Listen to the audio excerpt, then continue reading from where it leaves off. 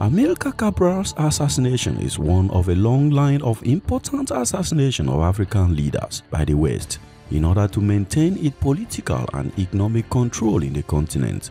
Aside from being a revolutionary leader and hero, Cabral is acknowledged globally as one of Africa's most renowned 20th century thinkers whose influence extends well beyond the African continent. Remember to boop the like button on this video, and if you are new here, consider subscribing to his Pool Media. Thank you. Amilcar Lopez da Costa Cabral was born on September 12, 1924 in the trading city of Bafata in Guinea Bissau. His parents were of Cape Verdean origin.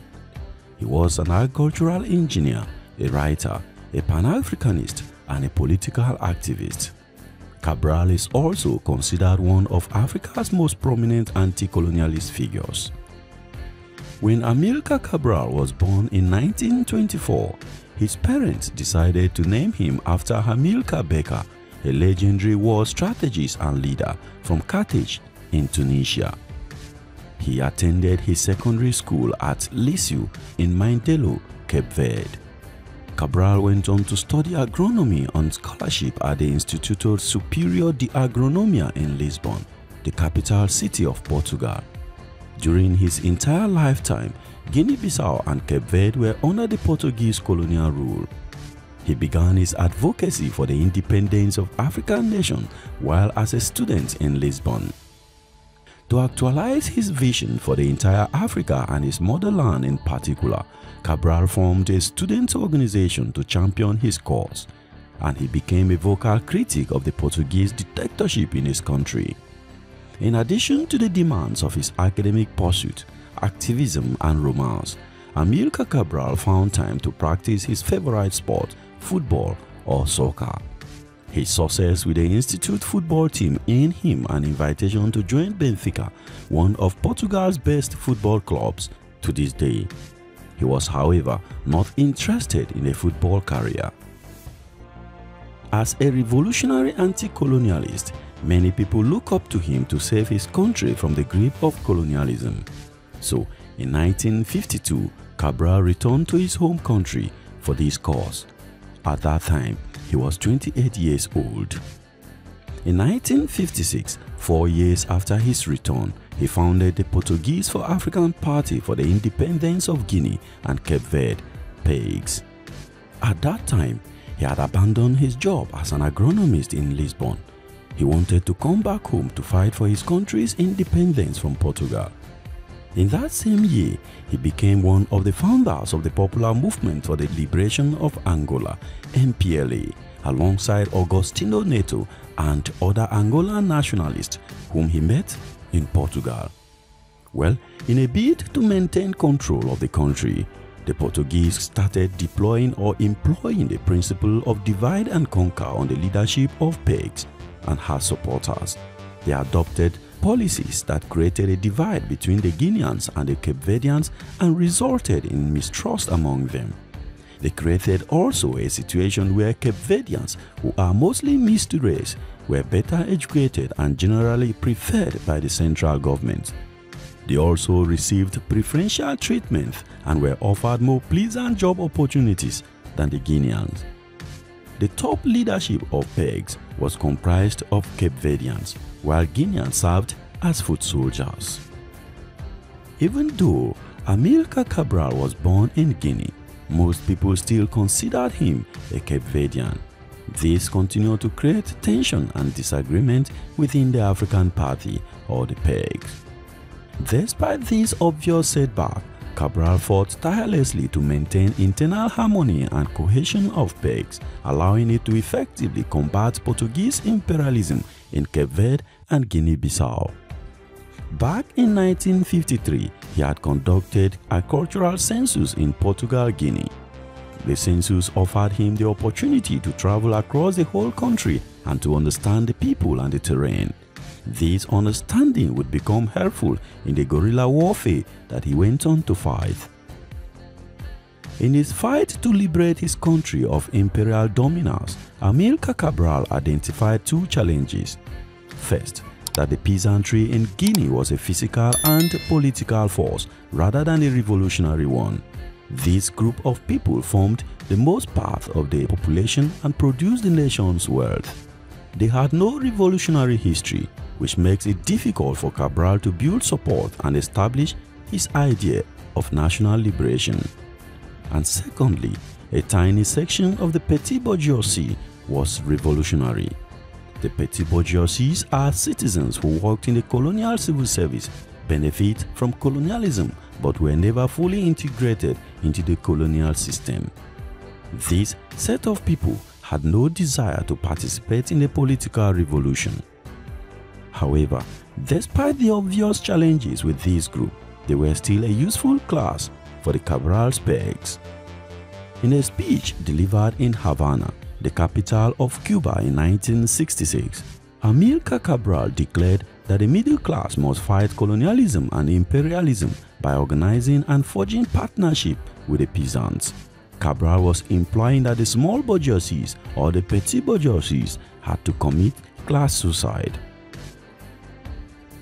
For 10 years, that is, from 1963 until his assassination in 1973, Amilcar Cabral led the Pegs guerrilla warfare in Guinea against the Portuguese government. As no one expected, the conflict evolved into one of the most successful liberation wars in contemporary African history. The principal purpose of the movement was to obtain independence from the Portuguese in both Guinea Bissau and Cape Verde. As the Pegs seized territory from the Portuguese, Amilcar Cabral became the de facto leader of a large portion of what would become the Guinea Bissau. In a show of solidarity and support, President Kwame Nkrumah of Ghana allowed Cabral to set up training camps in the country while preparing for the War of Independence. With the help of Guinean tribal chiefs, he successfully trained his Pegs fighting men. During the course of the fighting, Amilcar Cabral also established a mobile hospital to provide medical assistance to wounded soldiers. The hospital also made sure that the general public received quality of life medical care.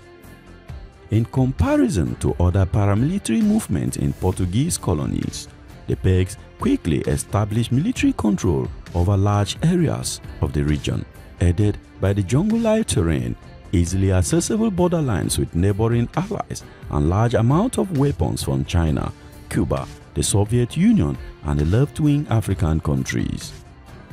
Cuba also provided artillery experts, doctors, and technicians to the Pegs. The guerrilla movement also developed strong anti-aircraft capacity in order to protect itself against aerial strikes. By 1973, the Pegs had gained control of much of Guinea, but Cabral's assassination in January 1973 presented a setback to the cause. Amilcar Cabral was always aware that his life was under constant threat. In October 1972, he had expressed his fears to a guest in a hotel room in New York. True to his fears, he was assassinated on January 20, 1973 at his residence in Conakry. He was shot by a dissatisfied member of his own party, the Pegs, or the African Party. Inocencio Cani was fingered as being responsible for his assassination. Although there is little dispute over who killed Amilcar Cabral, it remains unknown who ordered his killing to this day. In this circumstance, murky fingers would point to the Portuguese. Amilcar Cabral had claimed 3 months before his death that Portuguese agents were after his life. They had invaded his house in Conakry to have him killed on October 1972. First, the man who would eventually kill him, Inocencio Cani, was believed to have worked with Portuguese agents to carry out his assassination. However, another account holds that the plot was planned and executed by agents working for Ahmed Sékou Touré, who was jealous of the increasing international status of Cabral, among other reasons. However, both theories remain unproven and controversial. Following the assassination, about 100 PEG's officials and guerrilla soldiers were summarily executed for their role in the conspiracy that ended in the death of Amilcar Cabral and the effort to take over control in the organization. In the midst of this confusion, Luis Cabral, his half-brother, became leader of the Guinea Bissau branch of the party and finally became the president of Guinea Bissau. However, Portugal was fingered as being behind his assassination. For many years, Portugal wanted to capture Amilcar Cabral as part of its effort to undermine the PEG's organizational structure. Following the failure of Operation Green Sea in November 1970, the Portuguese started employing PEG's agents to remove Cabral. The likely plan was to capture Cabral and then put him on trial, but following a peaceful resistance, he was immediately shot dead. The Portuguese, however, called Cabral's assassination a grave and condemnable act and denied any involvement.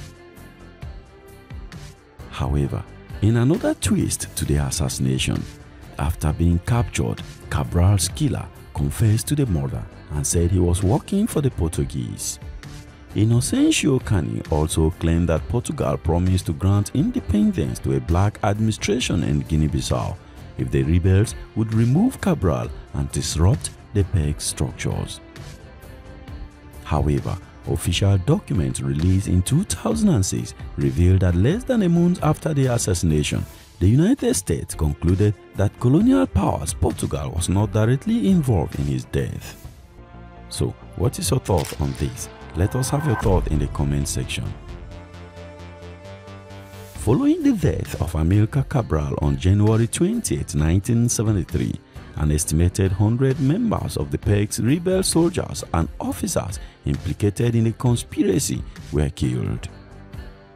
After that, Cabral's half-brother, Luis Cabral, who was not popular within the ranks of the PEGs, became the leader of the Guinea-Bissau faction of the movement and later became the country's first president when Portugal granted Guinea-Bissau full independence on September 10, 1974, after 11.5 years of armed struggle.